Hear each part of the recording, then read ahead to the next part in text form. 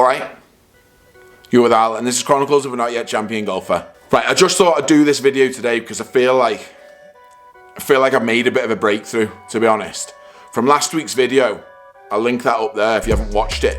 But talking about my club head speed with irons being quick, like I can get it fast, 100 mile an hour with 7-iron, but not being very efficient. So I was doing that kind of in a way that wasn't getting me any extra yardage. So it's kind of no point, certainly with the irons, a little bit different story with the driver. But talking about why my body wasn't working properly, angle of approach wasn't right, launch was like up me nose. I think the work I've done this week has made a massive difference, and I think it's something that a lot of people struggle with in terms of like hands taking over, getting flippy with it, not getting any sort of consistent trajectory, so the launch angle isn't good, and then directions all over the place because you're relying on hands. I really do think I've made a breakthrough, so I've been doing a practice here and I thought I'd just talk you through it, and I'm very, very enthusiastic. So that's why I'm speaking so loud and so fast. So I'm just gonna take a deep breath before I start again, but we'll get on with the practice. At the end of the video as well, I will do a swing speed with me 7-iron, and it's gonna be a little bit different. I think we'll be really surprised with the results on that. And also, I've got a one-shot challenge, which my prize today is some lemon drizzle cake, which might not seem that much, but I'm very excited about it, as again you can tell in my voice. So, deep breath.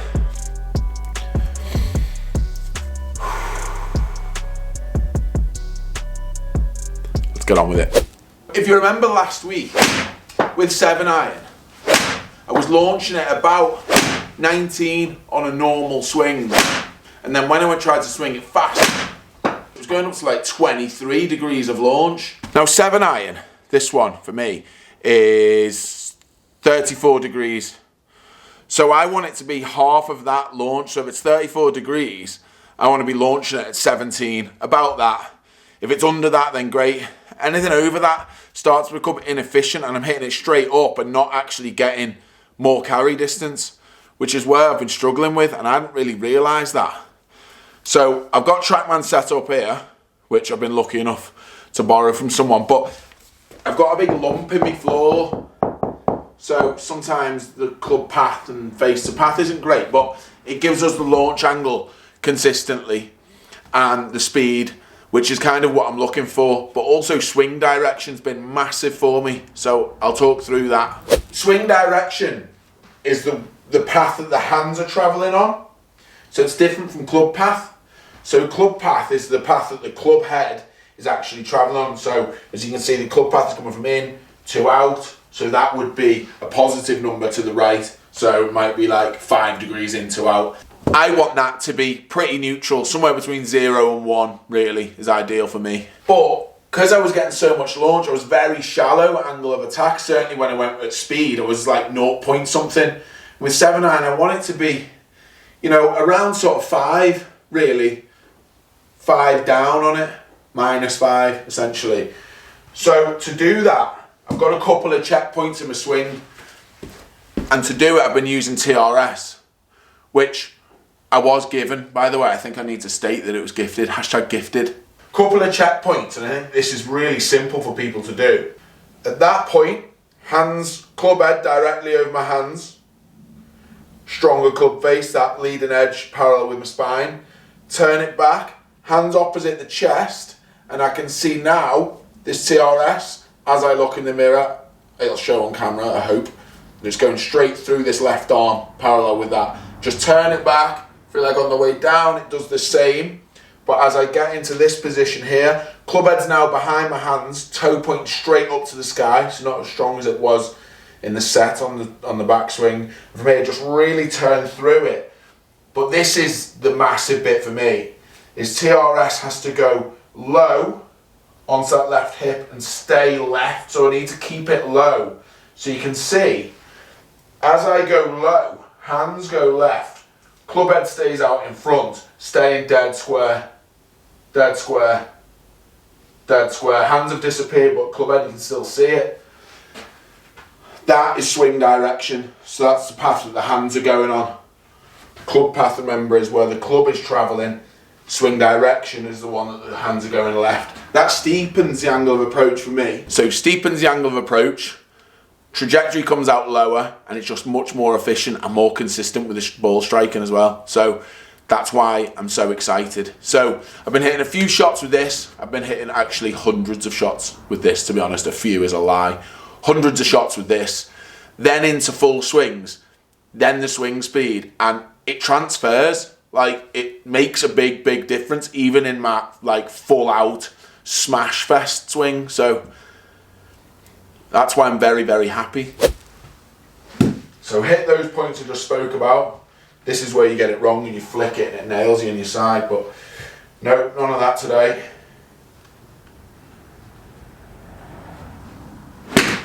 Fat it, just completely fat it, that's fine. That's completely, no. No, don't worry about that. So I don't know if you can see, but I'm trying to feel that staying low and left. Got more to go with it. But it really has an effect on the full swing, this. The feeling with the full shots now. Again, just really feeling it here. Hands go left, arms go left, club stays out in front. But this is where, last week when we were talking about the rotation has to feel really strong. You can't get the swing direction going far enough left and hold the club face square down the line if you're not strong with the body and the hips opening. That's where the Biff was talking about, I need to work that harder. And that's kind of why he can swing at 100 mile an hour with that efficiency in his body, still producing the correct launch. I was kind of cheating it, really. What do you think of this? Completely off topic, this. Completely off topic, but this is one of my proudest pieces of work. A bit of cobweb on that. All right. You're with Al, and this is Chronicles of a Not Yet Champion Golfer. I made him at school. I think it's very good. I'm very, very proud of it. So that's, yeah. So hopefully this will show us the numbers we want in terms of the launch. So feeling like normal swings now, not absolute smash.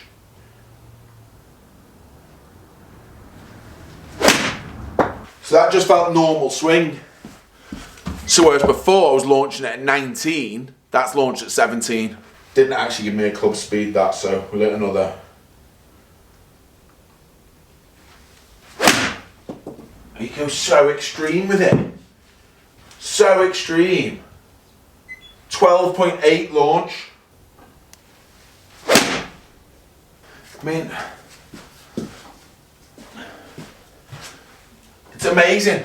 Never have I been able to launch a 7-iron at this. Even trying to hit it low, always comes out high, back up. This swinging left with our arms and hands and opening that left hip and the body working properly. 13.8 launch. 13.8. Granted, that's very low, but I feel like if I've got the ability to launch it that low, you know, I can bring that up much easier than I can actually bring it down from hitting it 20, 21, whatever I was. So still carrying at 180. 10 foot away, that's finished from the target, 10 foot 9. 128 ball speed. Now average on PGA Tour with 7-iron I think is like 120 at 90 mile an hour. I'm swinging it at 93.1, so still plenty of speed, but it's so much more efficient. Carrying at 180. Last time out when I was swinging at 100 mile an hour, 7 mile an hour quicker than that. It was only carrying like 175 as it was launching so high. So that's what I'm saying. Like I can swing it slower, be so much more efficient, hit the yardages that I want to hit with a more controlled golf swing. Hence why I'm so excited by it. So let's bring that launch up a little bit. Let's try and get that about 16.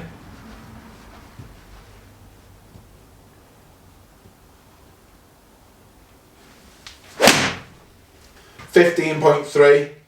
So we're on 15.3 launch. 95 mile an hour club speed.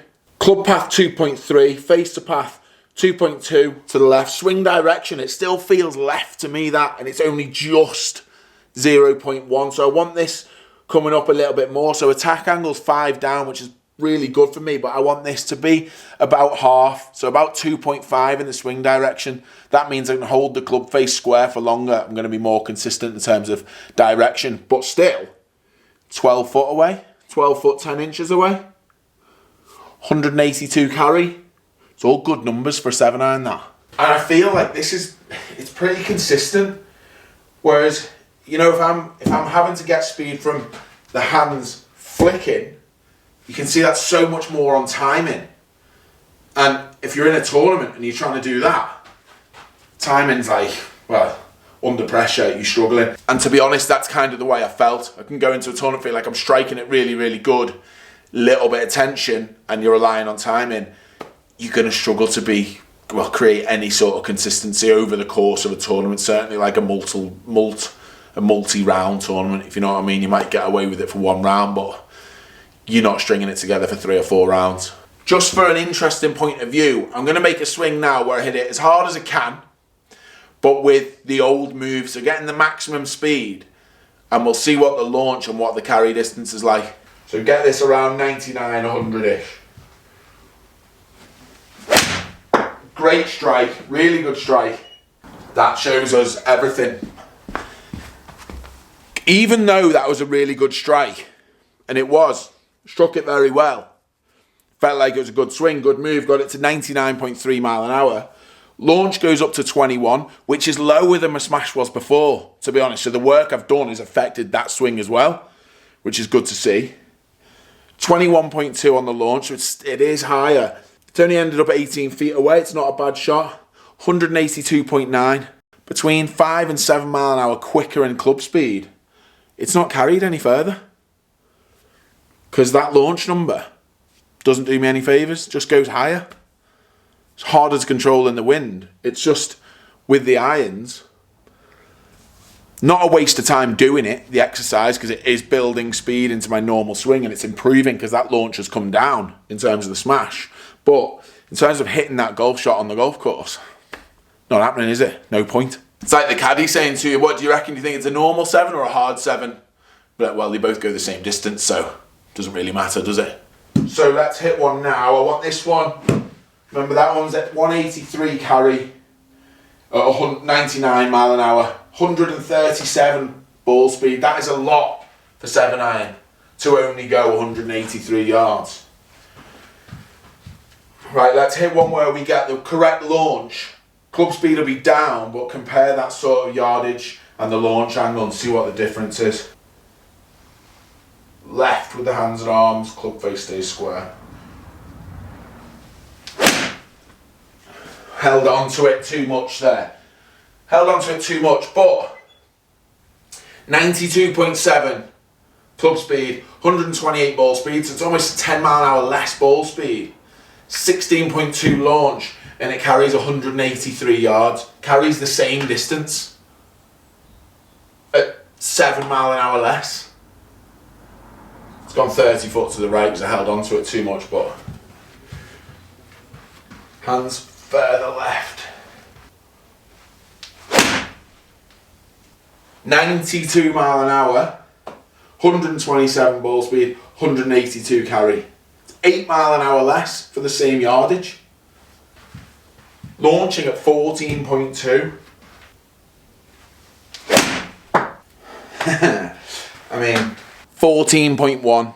Launch angle, like, I wish I had shot outside and shot tracer. I'll do it. As soon as I get shots outside, shot tracer will show this massively different. But on the high ones, this line goes out the screen. So 14.1, it's ended up 5 foot away. 188 carry at 92.3 club speed. Okay, 188 might be a bit much because it's kind of misread the spin at 5,000. So let's even say that's 185. It's 8 mile an hour less. It's 10 mile an hour less in the ball speed. And it's going further. And like absolute rod straight. Genuinely think I've made a breakthrough and kind of learnt the feelings as to how to create that ball flight. And to be honest with you, it makes me very, very, very, very excited to play golf. I know that I can't, but like, you know, as soon as I can, I just need to keep on this. I hope this helps people, and this is why the videos help me massively. and why I love doing them. One, because people support it, like the support that people have for the channel and commenting all the time. Honestly, I can't say how much I thank you for it, because it keeps me going with them. But the fact that we can make videos like that one I did last week with the Biff, creating this video as well, kind of leading on, I learned so much as we went on. You know, we always have, like, obviously a bit of a plan for a video, but it's never, you know, we never know what we're gonna find, and we're certainly sort of discovering stuff as we're making the video, during filming. And last week was like that, kind of as we went on, it all kind of clicked into place as to what it was that was causing these issues, or causing the swing speed that I was getting, and why actually it wasn't overly efficient. Coming into this, it improves my practice so much, because I'm just so keen to get on with it, because it shows the improvements there. So yeah, just thanks to everyone for that support. Anyway, we're gonna get on with this final bit now. One swing speed move now, maximum, don't care how I swing it, flick all I want, maximum club speed, because that still helps me in building speed into driver and everything like that. And that's how you play driver a little bit different, you release it differently. So as fast as I can go, I want to get over 101. I got to 100.4 last time. I think I'm gonna be up on that. But then we're going to do a separate swing speed with one where the launch can't be above 17, and see how fast we can get that. And then a one-shot challenge. Let's go. High. Oh, bang. That's fast. That's got to be quick. Oh, 100.5. Okay, straight off. We beat last week's. Really want lemon drizzle. Well, you wouldn't say that before you hit a shot, would you? I really want lemon drizzle. I do really want lemon drizzle though.